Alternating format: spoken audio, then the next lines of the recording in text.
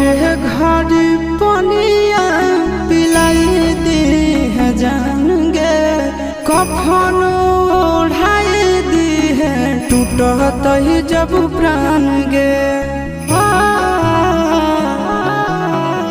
मोरे घड़ी पनिया पिलाई दी है जान गे, कफन ओढ़ाई दी है टूटत ही जब प्राण गे।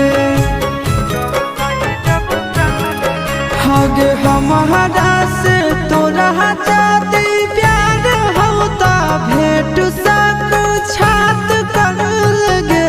हगे सोनाया रावा हो भरती पाटनवा में आके मुलाकात कर लगे। हगे सोनाया रावा हो भरती